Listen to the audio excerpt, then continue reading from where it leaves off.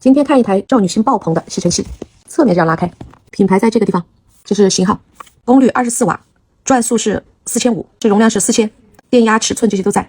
来，直接打开，赠品送了一包吸尘器的滤纸，一共是30片的，材质是这种硬的，一张很硬的这种。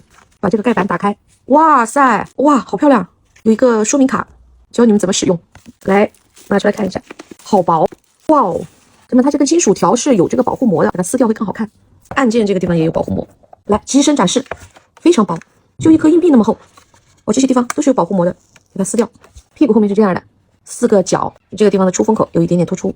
来，开机，它的开机你旋转它的时候，看没有？这儿有一个阻力，听见没有？一个咔嗒，很小的一个咔嗒声，就说明它开机了。往上转，启动的时候有一些嘎嘎嘎嘎的声音，慢慢就启动了。我们可以听一下它的声音，其实这个噪音对我来说还好。它吸的孔设计的非常大，这一块。现在我们见过设计的这个孔设计的最大的了，没有自动识别。我把这个取下来之后，它自己还是转着的，直接把我这个海绵从我手里吸走了。盖板这些全是磁吸的，它这个磁吸吸的还是很牢固的，一卡就好了。展示一下吸力，就吸这些小棉片，这些完全就是没有问题的，我都不想放了。吸一板这个也是 OK 的，随便这样一抛就能吸上。刺身包装上面那个也是，看这个盖板也是直接就吸上了，吸力是没有问题的，我自己都能感觉得到，看抬起来这些都完全没有问题。刚才有一个点你不需要担心，你们只需要考虑颜值。他们几个品牌的吸尘器都没什么问题的，不管从噪音、吸力各个角度来说都是顶级的。